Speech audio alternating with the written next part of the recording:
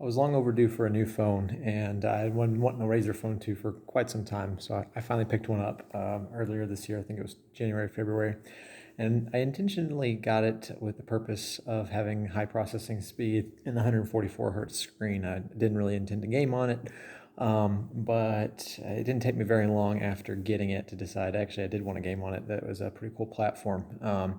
And so I installed Quad Touch to play Quake 2 and some other games. And quickly, while the touchscreen controls worked pretty well for Steam Link and for games, basic first-person shooter games, it was, still quite limiting. There's only so much you can do.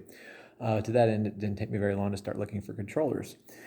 And if you're on the market for phone controllers, there's not a whole lot of options. There's some really cheap, bulky ones. You can, of course, use console controllers, but there's not a whole lot of options. And the Junglecat is kind of unique in that it is a phone-oriented controller. It's kind of expensive at $100, but it has it's unique on the market right now in that it is the only controller that comes with compatible cases. If you have a compatible case, that you can use it to turn your phone into a Switch. So I wanted to kind of review it, give my feedback on it since it's kind of a new niche product, and say what I like about it and whether I recommend it or not. If you're curious to whether or not I think it's a good buy at $100, I do, provided that you are looking for a controller that has Switch functionality. Like if you want to have the ability to use your phone basically as a Nintendo Switch, it's the only option, and because of that, it commands the price that it does. If you are looking for a small controller that you can kind of fit in your pocket, as you can see, here's my hand, here's the controller size, it's very small. So that is another reason you might want to consider this phone controller over alternatives, because most of the alternatives are quite big and it's not really so portable.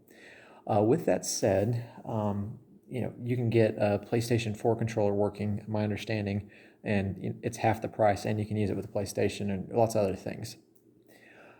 So, when you buy the Junglecat, it comes with 3 compatible cases. Depending on which option you buy, there's a different case. I don't remember what the other ones fit, but obviously it supports the Razer Phone 2. You can see it right here. It's just a cheap plastic case. Unfortunately, it covers the Razer logo on the back, so that's kind of a downside. The other thing, and this is really probably the only thing I don't like about the controller kit, is you can see I've got a crack right there, and that's actually apparently not too uncommon. It's just cheap plastic designed to hold the controllers, but it does have the port right here so you can plug in and charge if you need to. I've been kind of using it as a case. It works pretty well.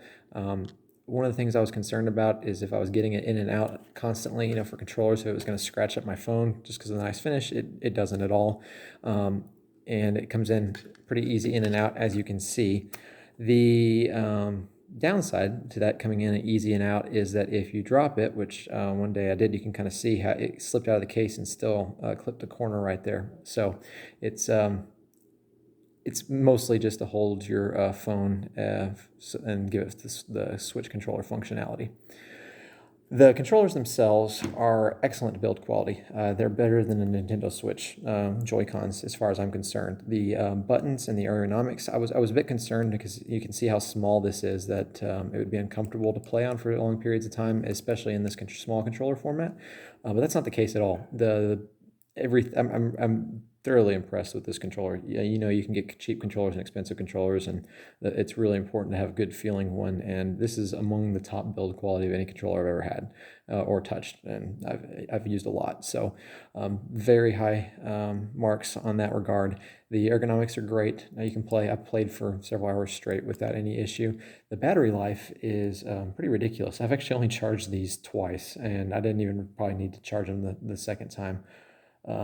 Just the initial startup. They're supposed to have 100 hours battery life. I've probably put a good 30 hours on this last charge, and they're still going strong.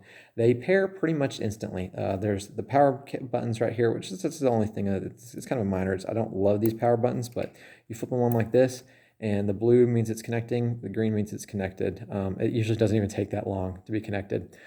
So I'll go ahead and launch the phone. Go ahead and launch Quad. I've tested it with Steam Link, with Quad Touch, and with the Shadow Warrior Redux, and the pairing works great, and you can see the controls work quite good as well. I'm going to try to load up something real quick just to show. But you can adjust the sensitivity. The default app for the Razer app that comes with it, I haven't been too impressed with. There's a lot of poor marks for that. As far as in my experience, all the games / Steam Link that I've used, they have options for configuring your controller, and it's pretty simple and straightforward, and I don't think it's really any different than you'd be configuring any other controller. But I was able to get all of my controls dialed in just like I like. The biggest issue, I think, if you're planning to use it for Steam Link, is because it has one less button than, like I say, a PlayStation 4 controller does. The select button, it basically does double duty. So like you have to double tap it to use the select function. I think you have to hit select B to do whatever the other function is bound to. So that's just something to keep in mind if you're planning to use it for Steam Link. The controllers come off really easy off this old plastic piece to go onto the phone. You can see, here's my hand for reference size, so it's not too much bigger. You can actually fit this whole thing in your pocket. I usually take off the controllers if I'm going to put it in my pocket, and then I'll put the controllers in my jacket pocket. But it works quite well for playing on the go, and the ergonomics in this mode are just quite nice. Really not too much other to talk about. Like I said, the buttons are crisp, the build quality is quite nice. The case is really the only thing that's lacking, in that it's a little fragile, but I don't know if this crack here is due to me putting the case on and off. I don't really think it is, because I didn't notice it when I was pulling the case on and off, and it hasn't seemed to get any worse. But I have seen that other people have reported it. One of the things that would be really nice is if people could make 3D printable images of the phone cases. That way you could really have them work compatibly with theoretically any phone. But I don't know if Razer is intended to do that, or anybody else has thought of it. It's kind of one of those things that not a whole lot of people are looking for a product like this. But if you are looking for it, then it is the only option, and it is definitely worth the money. So to recap, the build quality is really high. The controller ergonomics are really good. The responsiveness, I mean, they're super easy to pair up. It probably took as long as it did to pair them up initially. You literally just turned it on, went to Bluetooth, and it was pretty much connected. And as fast as you can turn them on is usually how quickly they connect for subsequent pairings. The cases are definitely functional, both as a case and as a mechanism for turning your phone into a Switch-like console. I'm not too concerned about this crack getting much worse or becoming unusable, but it's something to consider. And the controller in mobile form, so putting it on this right here, works quite well. I've got a stand that I'm actually using for another phone to record this video, but if you prefer to have your phone on a stand, you can use the controller, and it'd be a lot more portable than other options, but I don't really necessarily think it'd be the best buy. I think you'd be better off of getting a different controller like the Razer Kaiju, or a much cheaper option if you're planning to do just the phone in a stand and then have a mobile controller. But if you are looking for something specifically for the functionality of the Junglecat, it is well worth the money, in my opinion.